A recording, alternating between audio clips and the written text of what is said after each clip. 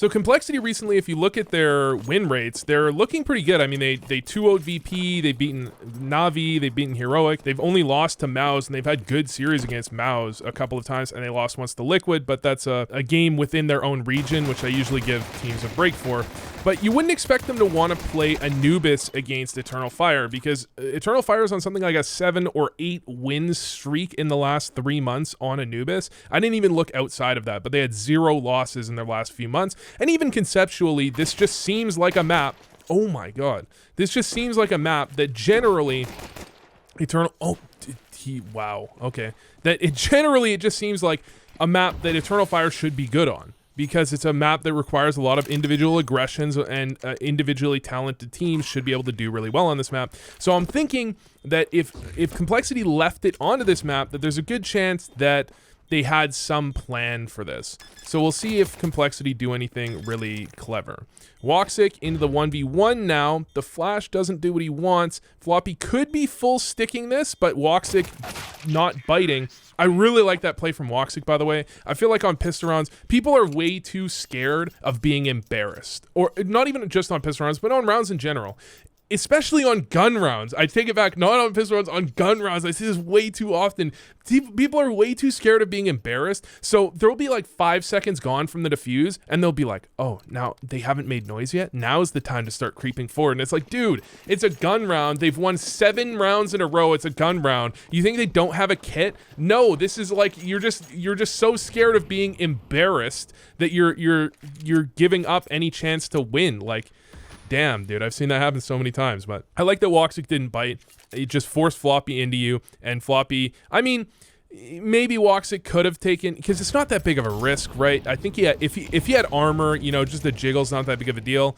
But I still like the play conceptually. There's nothing wrong with it. I like the idea of, if you're not going to bite initially, don't start walking forward after 5 seconds. Although pistol round and that situation is exactly the perfect spot to do that if you're tending in that direction. Anyways, when it comes to Anubis, this is the map I'm probably, I wouldn't say least knowledgeable on, but I've got the least experience on it. I've been watching lots of games recently, but you know, most other maps I've watched hundreds of games on. Anubis came into the pool, and I wasn't really watching too much CS, and I wasn't coaching at the time. So my complete understanding of the map is not quite as good, so don't expect this to be my most hypercritical analysis until I've, you know, done this map a few more times, and I've really thought this stuff through. So anyways, first gun round here for Eternal Fire, and its Complexity on the non-bonus round. And this is the type of play I really do expect from a team like Eternal Fire, and this is just like a standard really strong play. I really like this play from Eternal Fire. You're leading in with a Mac 10, you have a good amount of money in the bank, so you can take some risks, but this is a great round to sort of set the pace, set the tone, and not give your opponents too much to work with. But I think a couple of players make noise at the same time. It looked like someone jumped and someone threw a nade at the same time, did they? That's what I thought. But maybe I'm high. But the molly behind the smoke and then pivoting over, so they're not going to give Eternal Fire this chance. Maybe this is something Eternal Fire do, but this is just a really good hold from Grim and JT. That's just a really, I mean, it's risky because obviously, Calyx could have walked into E-Box at the time of that going on as they were pivoting over there, but they already did have the 5v4. They had already gotten a kill early. Elige had seen very little going on in mid, which means there's likely something going on the outskirts. And when this play happens, where Calyx gets, not Calyx, but Major gets flashed through A main, through the smoke, they're either hitting A here, or they're most likely, based on the information they have, setting up B. This makes the most sense. And not only that, but Calyx is going to be a little delayed because he just flashed for his teammate. So this is a great time to be able to pivot over here a little bit. And then Elige is pushing, and you can start pivoting Halzerk over. I'm surprised Halzerk or Elige aren't already pivoting over to B. But Elige is actually pushing mid so he can drop. So yeah, this play makes flawless execution. Elige has so much information going on in mid that it just looks really empty. And that fake on A, the timing is really key. Now, I don't think this is necessarily a mistake from Eternal Fire, because if that works out, that's probably the timing you want. If Major doesn't die, that's probably the timing you want that to happen, so that the pressure is actually put on and the rotate might start to move over, or they might start pivoting in that direction, or you might prompt a re-aggress B off of taking A main control and they walk right into you where you're not like vulnerable, right? But maybe they could have, you know, sped it up a tiny bit, but they were pretty quick after that. So I really don't, there wasn't time for a rotate to get there, and that's what you need, right? Actually, to be clear, what you need when that A main thing goes on, you just need to be fast enough that a rotate can't get there before you start making contact. So here we've got Grim. Just again, you have, in this type of position, you really just have to be willing to take gunfights. You just have to be straight up willing to take engagements and win them. And that's why if you watch the Stewie video, Stewie is doing lots of jump spotting and lots of kind of like jiggling, and that's okay. I mean, you can do that some of the time. However, if you do that too often, you end up wasting utility, and it ends up being a little too easy for the T's to draw utility out of you. However, in the case that they're in a situation like this where they're going heavy outside B, that type of utility might end up being somewhat useful to push them back. But Eternal Fire are grouping up early, and they're making the contact fairly early.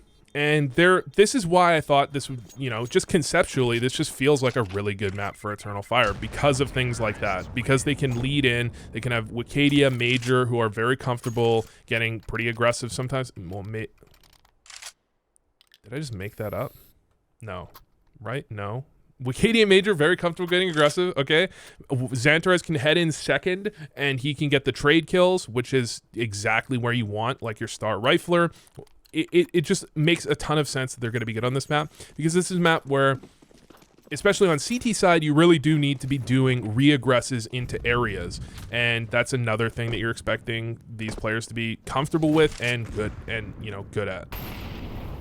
Anyways, delayed deep molly for Floppy, and they're actually going to get aggressive here with the deep. Oh, I like this play. Yeah, this is a cute little play. They're not going to over-aggress off of it. Xantares wants to get the trade, but if he over-commits, that's how you actually lose the round. I really like this little play from Xantares, actually, because you want to get the trade back, but you can still win a 4v5. It's not the end of the world. It really isn't. But what is the end of the world is if you die. So he's kind of just jiggling here, putting some pressure, buying time for his teammate to get there, and making sure he's not swinging into two players and just dying. Because even if he goes 1-for-1, I'm still not in love with that if he dies. You lose the utility that he had on his belt. You lose control of that area of the map. You lose a lot. Even though technically, I mean, a 4v3 is probably better than a 5v4. Technically, I mean, just mathematically, but I prefer him not dying than going 1-for-1 there. And then you do prompt re-aggression. So now it's 4v4. Now you prompt the re-aggression. JT's going to have to make his way out. Major's looking away at the exact wrong moment, though, because, yeah. Because they did clear out A main, so Major does have to be worried about that a little bit, but the aggression into canals, like, that is not quite as common. You don't necessarily expect a player to walk all the way out there, but that basically just, it's so obvious after that happens what's going on. Like, there's kind of only one thing that they could have been setting up for. Now, here's the thing. Eternal Fire could back up out of this, right? They could go back A, they could go back mid, but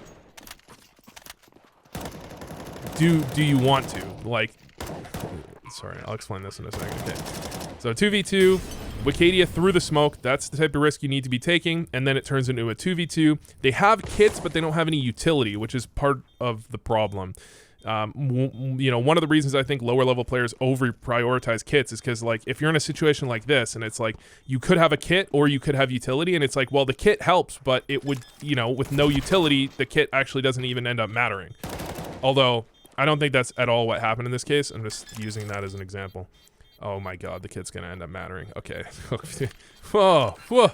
That's crazy. That's crazy. That's crazy. I can't believe I said that.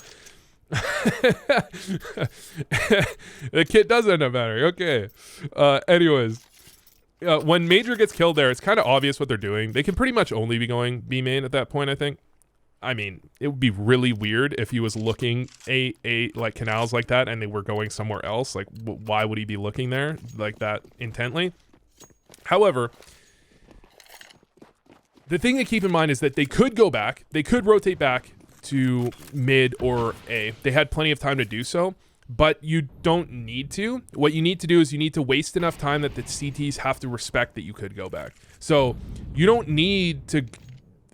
It's just, how long would it take for you to get to A, right? Like 20 seconds? The CTs are going to need to get to A before you could get back to A without them knowing, right? That's the key. You can't just go... either you beat the rotate to the spot or you delay long enough that the rotate has to leave.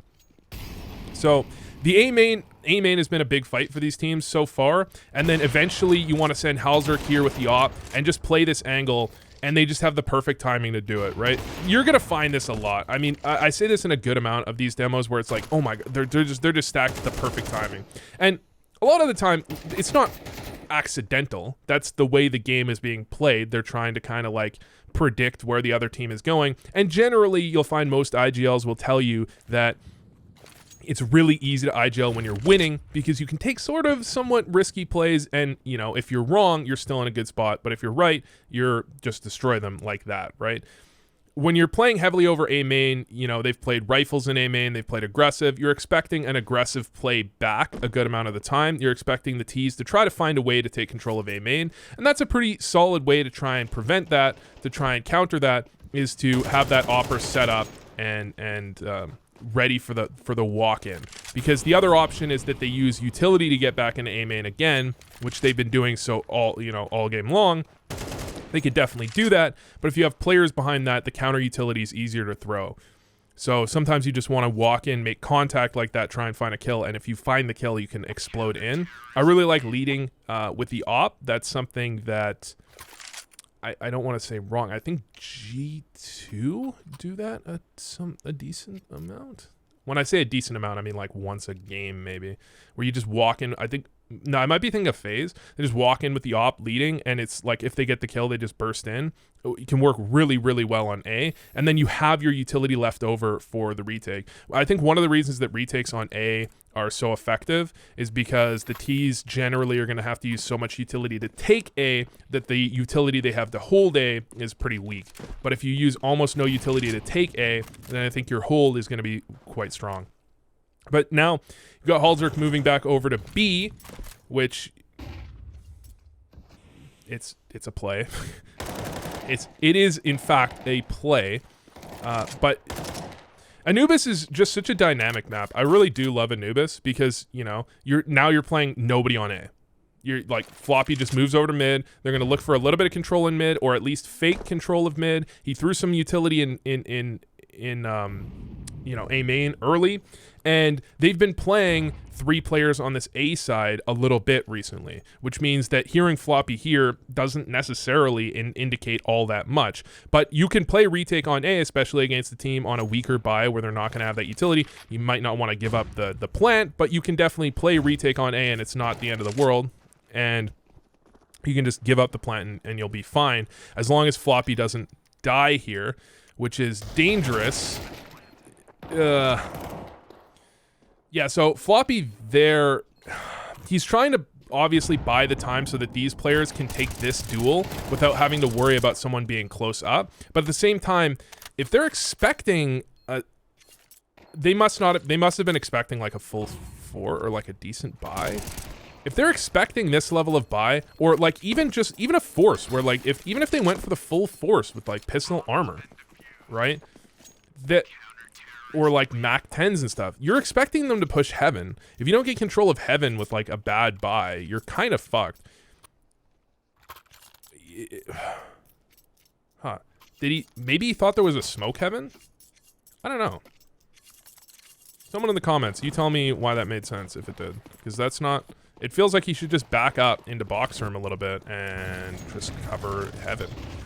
Like, maybe he could, like, spin back and jiggle that a little bit. Maybe he could take a risk if he really wants to cover that so his team has... Because if you let them get close up on the right, it can also be problematic, right? However, you know, dying heaven is, like, the worst of both worlds. Okay, so they get aggressive into canals. They did make noise, so Eternal Fire might know that happened, but they still are going to have to clear everything out. And there's that little cubby in here that you always have to worry about kind of permanently. And it's just going to waste a bit of their time as they try and clear things out. So we're at, 113. Utility's going to start getting thrown. They're already 4v5, and you can see Xantras clear that angle.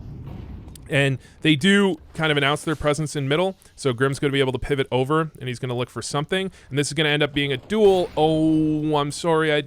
I didn't mean to click off. That wasn't intentional. I didn't mean to click off. Grim will get here in time. He walks because if you run there, you can get heard from like fucking insanely far away. So he does walk for a second, but not too far. Then he's going to make his way over and actually get to the position. And this is just going to end up being an aim duel like every time. And that's kind of an aim duel you have to take. And Xantras has a lot of angles he has to be worried about. So it's not an aim duel that's like terrible for Grim, but that is, again, one of the reasons that I think this is a map, I expect this to be a map that Eternal Fire is good on, which they are. But at the same time, they were getting aggressive on B. Usually you get aggressive, pivot, and then get aggressive back. So, sorry, let me look at the timing of this. And then I'll fast forward. Yeah, so Grim's here. This is exactly what I'm talking about. Grim's here supporting. He doesn't have a flash. It would be nice if he had a flash, but they can lead out with the op as well. If it was two riflers, he'd really want a flash. So he's there supporting.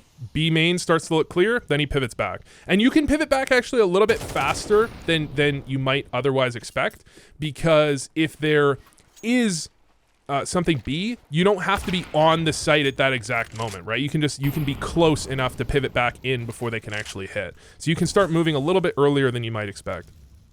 Then it's Major, 1v4. Surely there's not going to be another 1v4 in this game. It's actually crazy because I think he's actually got time to go back A, doesn't he? This is going to be close. That extra half second he took might actually be the half second he lost. But the CT rotate on this map is pretty quick too. So Elige is actually going to be there in time. So he did actually have time to get back to A, but he didn't have time to beat Elige to get back to A. Man, Major's aim is fucking crispy. Damn, son. Damn, son. That was crisp. All right, speed this baby up. You have Major. So this is a buy that I always kind of hate, especially as an IGL. It's hard to deal with because he's going to maybe be able to get some damage done in this round. But if they don't, and even if they do, he's just going to have a bad buy next round. So you're going to have to work your way around that. It's hard to play a default round. This round, obviously, you're playing something weird. But next round as well, it's hard to play a default round because when you play a default, you have a set amount of utility that you're thinking like, okay, we need this at the end. So this is our protocols that we can hold on to that. There's the pop and a beat. Grim was so fucking ready for that. So again, the fact that this, oh my God, Grim, clean, baby. Let's watch that back again. That was quick. So the fact that Eternal Fire like 8-0 on this map or whatever, right? You're expecting that if Complexity is going to let this map get played, even though it's one of their best maps, you would expect that they're probably got some idea, some good ideas of what Eternal Fire is going to do, because they can prep this, right? If you know that you're going to let Anubis get played, you're probably pretty certain that Eternal Fire is going to let Anubis get played too, right? And Eternal Fire isn't going to be able to prep quite as much in the opposite direction because, for obvious reasons, right? And Complexity this time, just with the triple aggressive mid.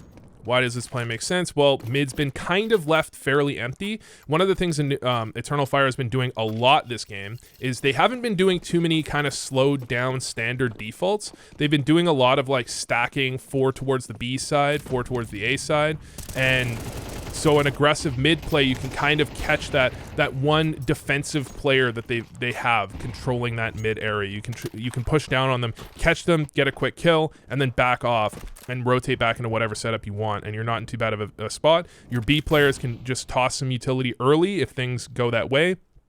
And on A side, you're going to be back A before they can get there anyways, and you can play retake because Anubis A is one of the easier sites to retake, or one of the more likely retakes.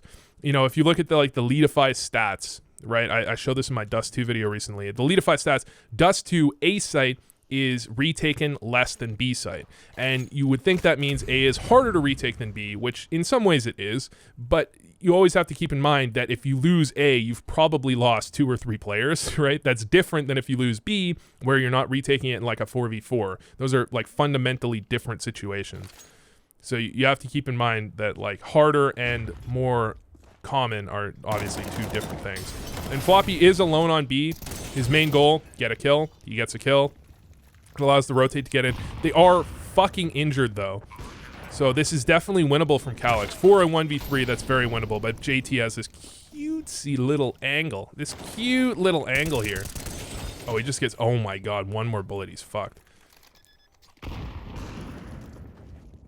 Yeah, just super narrow angle. This is, if you're gonna hold an angle, typically, good rule to follow is that the lower your HP is, the more aggressive you want to play. However, on LAN, I think you can, I don't know, I feel like sometimes it's overstated, the difference between LAN and online. Like, is it that big of a difference? It is a definite difference, but is it so much of a difference that you want to play fundamentally differently? I think, to some extent. Generally, just generally, you're going to be able to hold angles a little bit more effectively on LAN than online. And by a little bit, I mean quite a bit. It is noticeable that you can hold angles a little more effectively. But I still think probably the general rule of lower HP equals more aggressive is better, or it's still good, just because it's harder to headshot someone when they're peeking into you. It's just harder to hit someone. It's harder to headshot someone when they're peeking into you than when you're peeking into them. So for you, if you're holding an angle and you have low HP and they have high HP, it's really important you hit them in the that is a fucking dookie of a nade. Holy fuck. It's very important that you can be able to hit them in the head. And it's less important for them to be able to hit you in the head. So, heavy mid. Grim can hear the heavy mid. Elige is just going to be trying to hold on here. He doesn't really have utility. They did have the aggressive play in A. Sorry, I didn't see what was going on in A. Okay, they were set up aggressive the whole time. Okay, I actually didn't realize that. So, again, this is kind of the setup you want to be in this type of situation, because Elige is super safe to fall back, and a lot of the time what happens in these types of spots is you want to re-aggress A main. So when Elige is getting pressured here, some of the time, if they're not already in A main, he might consider backing around and, like, if Floppy's like here, he might consider backing around and helping Floppy take A main, because it's hard to hold. You're kind of fucked if you're getting pinched on A. So he might consider doing that, but they already have A main. So now he just has to hold on. That flash is fucking good. And if Alzerk was a little further back, you would expect him, Elige actually could have hid. And maybe Elige, could he just have hid? Do they know where he is? They don't necessarily know where he is. The problem is that if he tries to hide too much, what's going to happen is that they can walk into heaven, and then that's not really what you want, where they can peek you from both angles, especially because, like, Halzer can be aimed down here. If he's aimed down here, that's great, but if someone could be heaven, he can't aim down there, right? And to some extent, Elige wants to fight them here, because if Elige fights them here, then Grim can shoot them in the back, and they're kind of in this, like, pincer area. Even though Grim's not, like, pushing on them, they still have to worry about Grim a little bit. But I feel like Elige maybe could have just stayed. It looked like what happened is he wanted to get a bit more aggressive, and he would have gotten out here, like out to the left, which is a good angle to fight from. But that flash prevented it, and then he was kind of caught in the open afterwards, is kind of what it looks like. But I feel like, maybe he could have waited, then Halzerk would have got back here in time, and they have a perfect play. They molly off A main, and they double fight.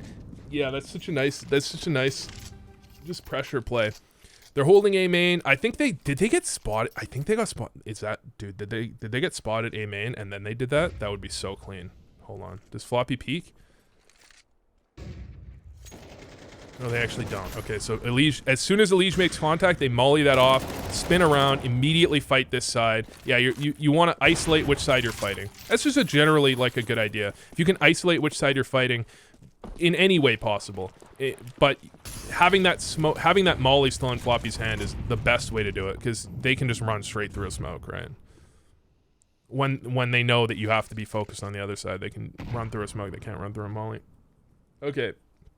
So back to another round. Elige, this is a dangerous position to be in, but you do need to play these types of angles once in a while, especially if you're predicting this type of kind of change in pace. Because Eternal Fire went very aggressive on mid in the previous round. They went, which you usually use, and then you can kind of slow it down a little bit and get a little bit more passive on mid. They've also got JT. I didn't notice that. Sometimes, man, I'm not a fucking observer. So JT went hyper aggressive early to get into this spot. So Elige probably wants to be in a location. Either he wants to make contact just before, and this is great if he makes contact just before. So he kind of, because if Elige makes contact here, then what's going to happen is they're going to start chasing to try and not let Elige get back around the corner, and then JT is going to be able to kill them here. Whereas they're not necessarily going to clear JT, but there's no reason not to like jiggle that if you're not already chasing Elige. So Elige probably wants to make contact just a tiny bit before they make contact on JT, and they just have the right angle. He's like, if he goes more aggressive than that, he could just die to the Opera, right? So he's hoping that they're taking the other route, but this is the a good route to take, because then you can clear this angle. If they moved on the back wall, they would be in a much better position to fight Elige, but they're more vulnerable to this, and they're more vulnerable to this, right? So it makes a lot of sense to do that, and then you set up close, and then you can throw the flash. Elige does go for the peek at the exact right timing, and then he tries to trap them in the molly, which is fucking amazing, but he gets full whited from that flash, and that's the problem. You still have a fairly winnable round because of the quick rotates, because Floppy, and again, because they're putting so much pressure on A main, they're making Calyx really paranoid to take A main, although you don't generally necessarily want to be taking A main alone. A lot of teams will. Some teams will play more aggressive on A main and fight for A main a little bit more, putting 2 players on that side a little bit more often. But, Calyx really has no option but to play hyper passive, because they're playing so aggressive in A main.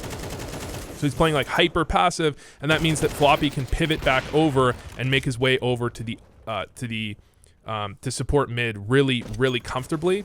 If you do what some teams are doing, and I'm not going to name any names too, where they put like their kind of weakest players.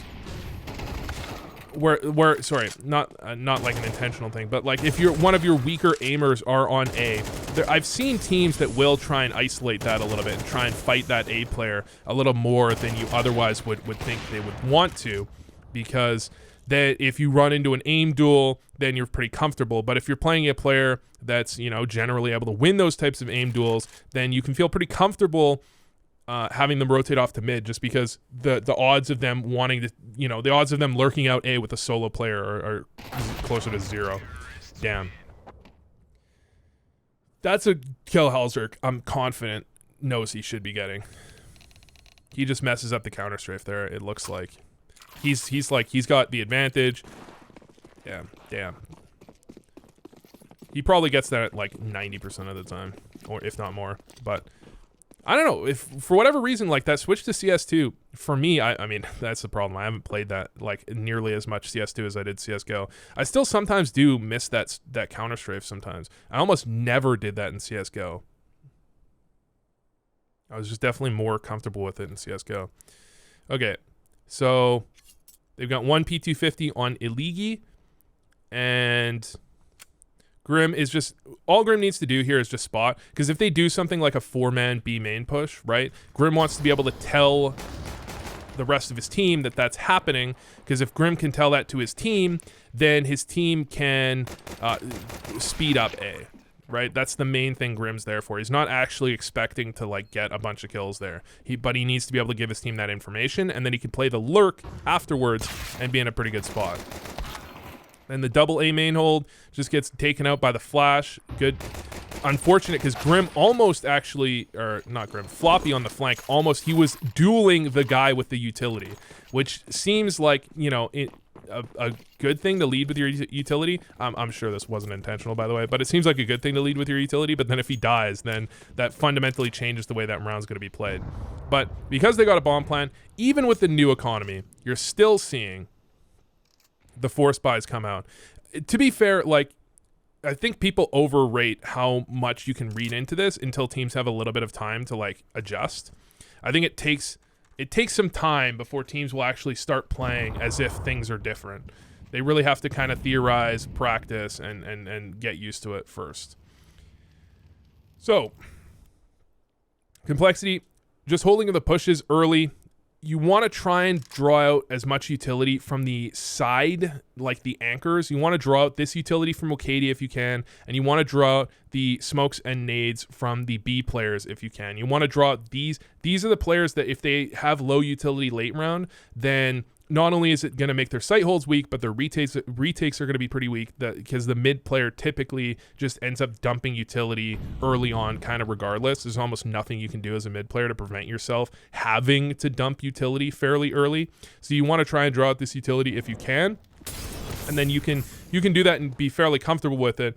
But you have to be careful because, you know, if you get into a spot like this, especially in pugs, you'll notice this a lot. You get into a spot like this, but your opponents have utility because they were just like, oh, well, we're not worried about this B play. And that's one of the things Complexity was doing. They were just willing to take duels. They were like setting up at times like doubled up, waiting for that B push. That way they can hold on to their utility. And later on in the round, if Eternal Fire take their time, later on in the round, they can feel pretty comfortable. You notice the timing here? You notice the timing? This is starting to happen. That molly gets tossed down. I believe the molly got tossed down a couple seconds ago. That's why they fell back. And this is when the push is coming in.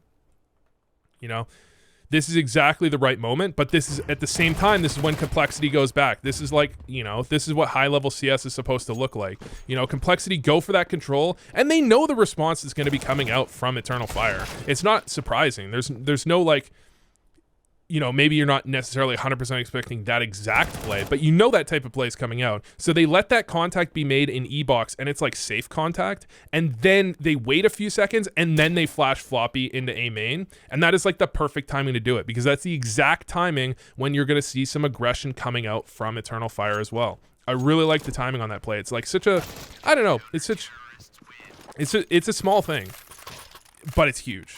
It's a small thing, but it's huge. Like that type of timing understanding is so massive, where you actually are, because otherwise your opponents can just play so comfortable, right? They can see, oh, there's some pressure on B, there's some pressure on E-box. We can just push into A main, and they can, if they're able to just kind of play with you that easily, that effectively, where they're just like, there's pressure on E-box, we're going to take A main, look, nobody's here, and they can continuously pivot and get those aggressions in for free in the right spots. They're just gonna, over time, they're gonna kind of whittle you down, because there's gonna be a lot of rounds that they take where they just have a slight advantage in like every round if you let that happen too often.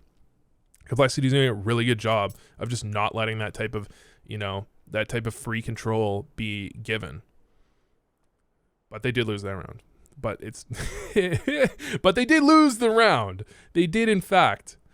However, you know, if you look back on the Eternal Fire side, it looked like they were a little bit more brute force heavy, a little bit less, felt like finesse in that regard. Not that they did anything wrong, but there's multiple ways to play CS, right? You know, not everyone plays the same. So pistols, they're just looking to make, you know, walk in.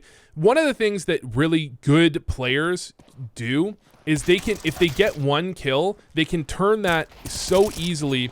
I really want to see a game where something like that happens. It used to happen a lot more often, but if you see like an eco from a tier 1 team against a tier 2 team, I think that's really where you see this type of thing, because what'll happen is that they can do these types of walk-ins and they'll get the first kill, and then every player just immediately understands the pivots that the defense are going to make to try and cover up that weakness. So you might see, like, I remember this happened with Na'Vi a lot. You know, you might see something like on Mirage, you know, Simple gets a kill in mid, and then someone Palace peeks out, not all the way out, but they peek out and they catch a guy moving from jungle to connector, or they peek out and they catch, you know, what I remember this directly, they Simple kills the guy connector, and then the guy Palace peeks out and he kills the guy that was triple, that is just turning to pivot to cover connector, and he sees him because he has the timing right. And then when that kill happens, then you have another player that can lurk out B and catch the B rotate, right? Like all of these small pivots that you're expecting, that like high level players will know that's coming immediately.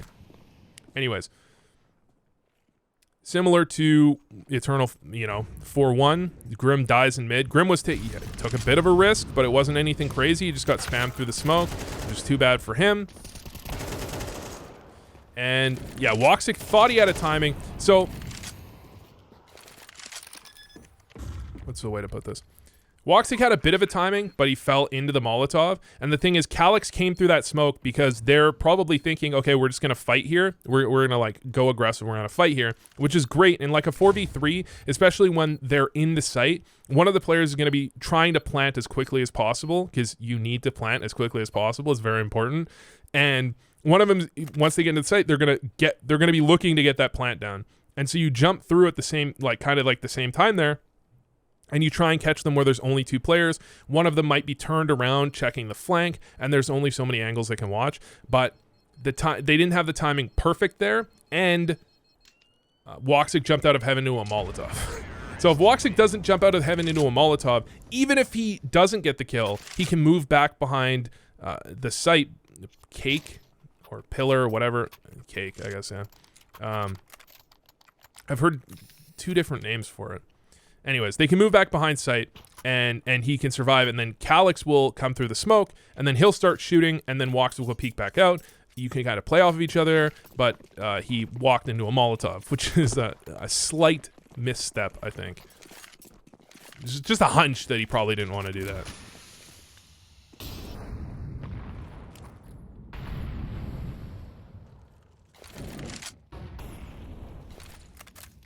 All right.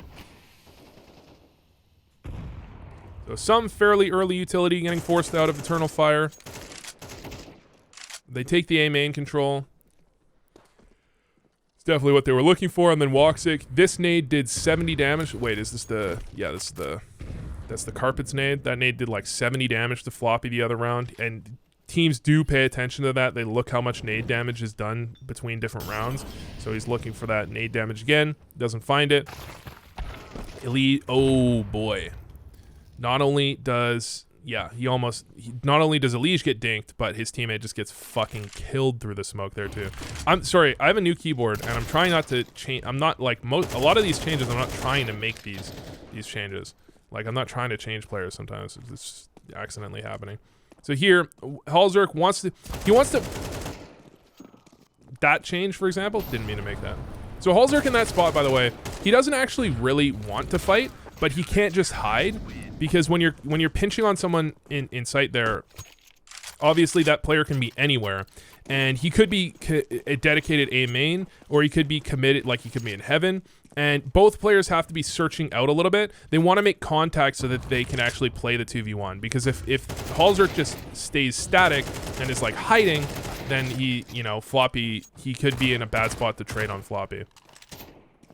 But one of the things I think we noticed in the previous round is that Xantarez was waiting, Molly out, and they were kind of holding their utility fairly early. They were holding their utility on the B side, waiting for contact and then tossing a Molly down, right? And so in this case, I think, being ready to pop in off of contact, like they're looking to make contact and pop in here, that can work really well. Really nice flash, actually, to blind both players. I mean, the first flash blinds Xantarez, the second flash blinds Major, I think. I think it's both flashes that come in. But that's exactly the type of play that, if we remember back, like first gun round, I believe, Eternal Fire tried to run that exact play against Complexity, but Complexity had 2 players ready because they pivoted over. And the question is, I'm actually interested, the question is, how similar is that scenario? Because this is super early, so there's not really any information from Major here. He goes for the jump spot, then he smokes it. Yeah, there's not really nearly as much information for Major as what Complexity had, because Complexity went earlier on this play than Eternal Fire did. But I think a key is that Eternal Fire really doesn't have a ton of money. And one of the things you are worried about with that type of play is losing the round. One of your main worries, actually, I think, in most rounds. 2v3, Woxic's on 20 health. I think you just got to save here. I mean, it's tempting to go for it. You could definitely win, but with Woxic on 20 HP, well, you do have a smoke and a kit. That is huge. Being able to smoke off B main, plus you've got the kit, plus you got another kit down, so there's definite chances to be able to defuse, but the odds of winning here, I mean, even if you smoke off B main, they're just gonna spam you almost every time. And then what do? Do you defuse with a high health player? Well, if you defuse with the high health player, then you're defending with 20 HP. That's fucked. You defuse with a low health player, you're just getting spammed. Like, that's a spot where it feels like a round that you want to go for it, but I feel like it's also a spot where you just have to save. I just feel like you just have to save. Interesting. This feels like you just do not have the economy. Okay, so anti-force. I love this angle from Okadia, but he throws, yeah, that's just unfortunate, I think.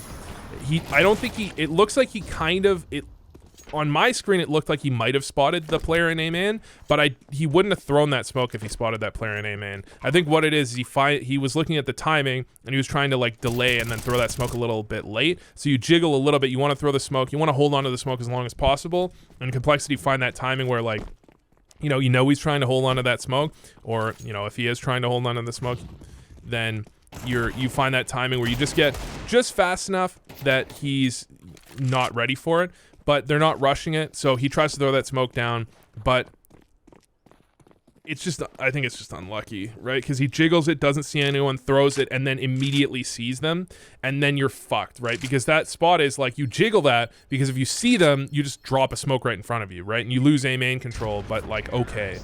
If you lose A-main control, it's not the end of the world, because they would have wasted 5 players to control A-main. They would have been losing a lot of control of other stuff, which is, you know, part of why aggressions on this map are so strong, because it takes a good amount of players and a good amount of utility to take control of a lot of different areas, which means you can't be controlling everything at the same time. It's kind of overpass-esque. Overpass. It's in the way that like aggressions are, you know, you can play off of information to get aggressive as a CT. I think it's somewhat overpass-esque. Anyways.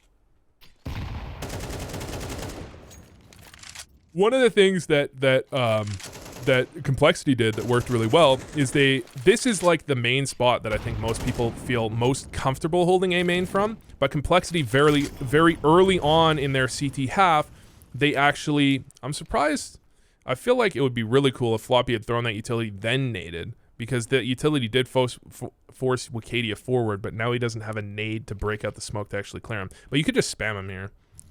He's probably just thinking Wicadia must have fallen back.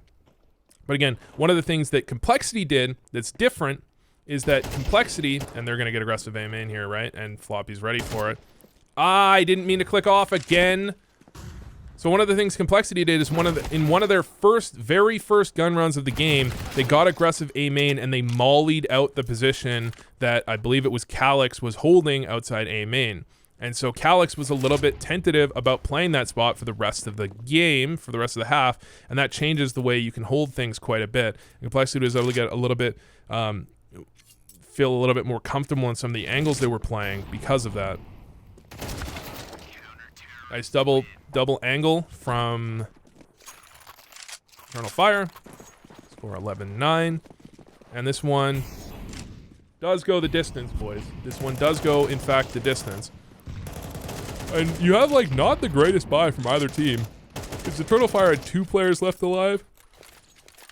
And Complexity only had 3 for multiple rounds in a row. So it's not like either team is, like, rolling in the money right now. But basically, I think if Complexity are to win this should be pretty much game over. But, you know, this is NACS, so anything's possible. Anything's possible. So now you have the Complexity with a slightly more delayed. You do have to be careful about the timings, right? Complexity have done the slightly delayed A, done the slightly delayed B, they've done the fast B, fast A, and so now they can do these delays, and their opponents are worried about these types of plays happening, so because their opponents are worried about it, they have to be wasting their utility early, and because of that, these plays are actually likely to work. But the pivot there was real. Oh, nice fucking shot from Major. But the pivot there was key in that Major or Xantares pivots out, and then they're double fighting here just at the exact right moment. That flash doesn't blind Major because he's just close enough under the ledge that I believe the flash, they might be throwing those flashes that land like here that don't blind the players running in, right? So they can be looking here and not get blind if they're coming in pizza. That might be but Major's just in a good spot to dodge the flash, and then they're just able to fight together. Just the timing's really quick reaction, but that's like, you have to be so fast in those reactions. A second delayed and they're kind of fucked there. I think though that the timing from Complexity might not have been quite on point. I think probably Complexity there. Wow, okay. That's a good example of a perfectly timed smoke, because he drops the smoke and he's in the perfect spot and he sees them as the smoke blooms and then he just starts spamming them. It's the opposite of the smoke the other time that was the worst possible time smoke. But yeah, I think Complexity there, maybe their timings weren't quite right, because probably, I think usually you want the exec to come in where that molly lands, and then you're running in as that molly lands. I think you want to catch Xantares as he's falling out of the E-box molly, not after he falls out of the E-box molly. And it's like a 1 second difference, but I mean, Xantares also could have fallen back out of that E-box molly and gone back sight, right? Which is like what you really don't want. So I think maybe Complexity's timings were slightly off. Oh, they're boosted. Okay. That's cool. Boosted to spot over the smoke. Don't see anything. And the utility starts coming in. And they just give it up. And they're playing really passive on middle. It's giving up some control. But you do have to do that sometimes. Oh, does the CT... That's cool. Okay, so the CT molly doesn't cover that. He can actually get aggressive in front of it, when the T's are definitely not going to be expecting him to be able to get aggressive in front of it. But look how aggressive Complexity's getting. They're just walking all the way up. JT's going to get here. Then they start using the smokes. Walkstick misses, and they're going to be able to push in. And then they're just going to have to try and trade on Wicadia in Heaven. That's the key. They can trade on him. Or Floppy dying. Oh my god, Halzerk. Halzerk with the rifle. Floppy dying, that's the thing. That the pressure that Floppy's applying by not dying in that situation is unbelievably massive, right? But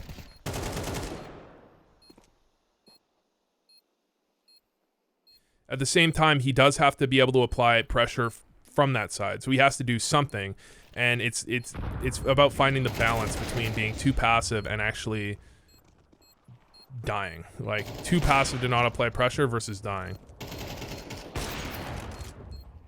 So really well played by Elige, just surviving. Halzerk is buying that pressure. That's what I was talking about with Floppy. He's buying the he's applying the pressure, so his opponents have to worry about multiple angles, which is buying Elige time. So I'm remembering back to the first half where I was like, why wasn't he just worried about the Heaven play? And this is the play that he must have been worried about, this type of play where they're kind of moving up Heaven, and it looks like both Grim and Elige wanted to move up Heaven there from the other side. But Eternal Fire is ready for it. And then, yeah, the flank, Major ends up dying. Major's got to go there. And then, unfortunately, it means Halzerk's able to get out. Halzerk takes a bit of a risk because he's, like, swinging out, looking to the right. But, yeah, maybe he can hear it. I mean, online, you're expecting he can be able to hear it. But this is on LAN. I don't think there's a crowd, though, so he can probably just hear that all three are swinging out that way. So it can be tough to be able to call the exact numbers of players running out in one direction. Or maybe I'm just like, my hearing is bad. That's also very possible. That's also very possible. I have played a lot of CS. It's not really great for your hearing. Boost again. So this is the type of play that does make a ton of sense against the way Complexity is playing, because Complexity is just tossing down that early kind of like fast lurk smoke. I think you don't want to throw this too often because there are counters to it, and you have a limited number of smokes, right? But throwing this some of the time, it gives you a lot of control on some rounds. And then what you can do is you can occasionally set up behind it. And if you're set up behind it, then you can actually just like pop in. Oh, that is such a nice shot by Floppy. That's like very fucking omega risky, but that is such a nice shot by Floppy. But you can sometimes like set up behind it and kind of exec into A just as it goes down with a couple of flashes and some utility. Man, he's supposed to lose it. Oh, is there a flash? No, there isn't a flash. Okay. He just gets that kill. Then you're expecting this aggression. JT is ready for it. He turned around for a second. You're expecting the aggression, but it was only Floppy. And you know that the reason that like the whole, like, that is a fucking, okay. Okay. So I've seen that nade a bunch, but I've never seen it like actually spectated it in game. And that's the point of the smoke, right? It only takes out the left side of the smoke, so you don't die to Halzer. That must be the point of it. I mean, it does damage too, but damage to someone close, but that's like really cool. Anyways, Floppy was like alone, and he didn't have any support, and he didn't have a flash, which means a lot of the time in that scenario, he's probably not alone entirely. Or he's probably pretty much alone entirely, which means that's a time when you wouldn't want to get aggressive A. But you need that cross-map communication, which I've noticed like a lot of teams struggle with in like tier 3, tier 4 CS, where they just see that contact and they're like, okay, time to get aggressive. And the guy on the other side is not communicating like, hey, this only looks like one player to me. But Floppy, not going to be able to win the 1v2. And then, you know, you don't expect them to win that.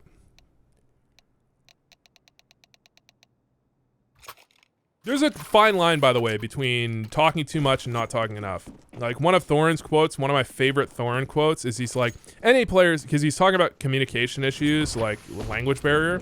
Yeah, he's talking about language barrier in, like, international teams, I think. It's a long time ago. It's really hard to remember exactly. But he's talking about communication. And he's like, NA players, you know, NACS, it's not that, they speak, what is it? It's NA player, their communication problem is not that they speak different language, it's that they never shut the fuck up. And there is a fine line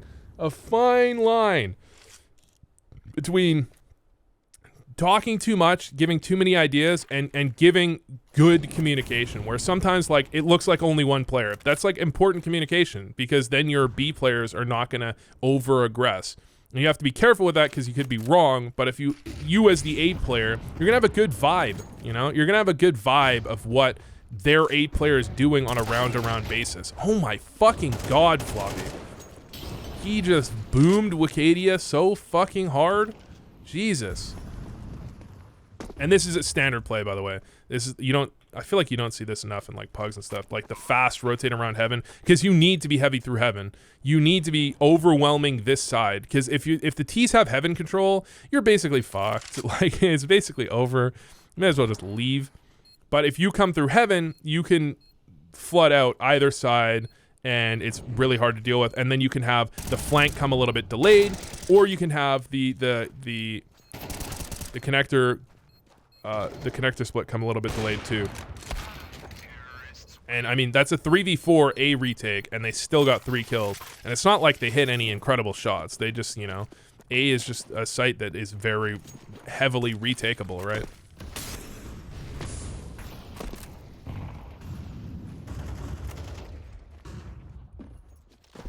Whoopsie.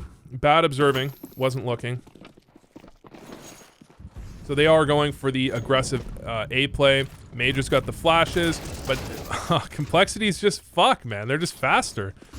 Complexity's just there. That just before those flashes land, which is one of the main ways those types of A. Fuck, Elysia's on one, dog. Holy shit, his aim is snappy. Same with Floppy. One of the main ways those types of A plays do fail is exactly that, which is that you can't be ready to swing A and also ready for your opponents at that exact set. Tell me Halzer doesn't lose this. This is the most terrifying moment as an opper. Oh my god. It's the most, when the guy has no idea where you are, he's like back turned. It's like when they know where you are, it feels so much better because their movement is a little more predictable. You can actually like, I feel like you can shoot them way easier. Jeez. I was scared for him. But that is one of the key ways, again, one of the key ways that those A pushes fail is just getting pushed at the same time, because the T's have that timing advantage if you're both pushing. And then, again, they're trying to mix it up a little bit. They're not playing slow. They're trying to mix it up a little bit with a fast play on A, and then they go for the same kind of like delayed B pop as they've been going for before. And this time it gets absolutely fucking blasted because Eternal Fire is just in the right spot at the right time. There is a good amount of gambling that goes on in this map, I feel like. A good amount of just like straight up gambling. Oi, Xantaras! No! No, no! He would have had the advantage. Even though he was left eye peeking, he was at a much better angle, like geometrically, to be able to see Elige. Is that Elige? That was Elige, right? To be able to see Elige first. But he unscoped. because you are worried. You don't want to get caught in the middle like that. There is a concern about getting caught in the middle because you can get flashed and then they peek and then you can't get away before you get behind cover and you just die. So there is a definite concern about that. However, that sucks. Anyways, you got the bait and switch here on A, and then on the B side you've got Halzer. Nice shot.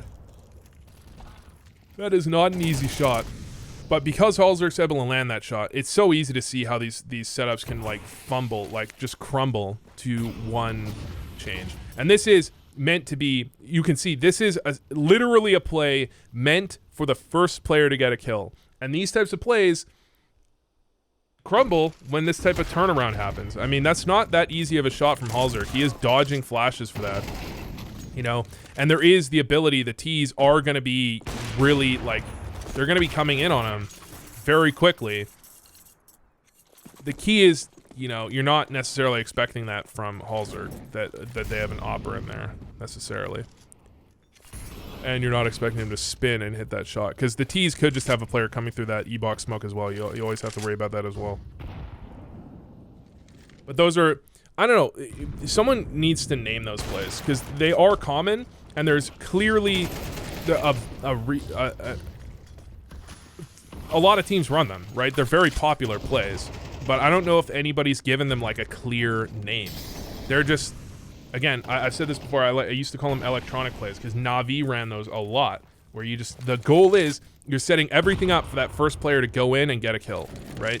All the flashes, like key, perfectly timed flashes, smokes land as the flash, like after the flashes pop, mollies land, but those plays do obviously crumble if the first player dies, because the whole point of the strat is the first player getting a kill, and it's a fundamentally different style of strat than standard XX. But the key is they shouldn't probably have the fucking bomb. Maybe was the goal to run in and plant? There's no way. There's no way because they did have. I mean, they did smoke both sides of site. There's no way the goal was to run in and plant. I don't believe that. I kind of believe it. No, he just shouldn't have the bomb, right? Because the fact that he had the bomb, that round's basically over when he dies. Like, that round's fucked when he dies. That's just weird. I'm just gonna call that one weird. That's weird that he had the bomb. It's a nice fucking shot from Halzerk, though. But, yeah, that was a good game. Good game. Enjoyed it. That was intense. Good reads from both teams, and, yeah, solid. Xantra's didn't have... Anubis is like Xantra's best map, so he didn't have the greatest game ever individually. But that was, like, really well played.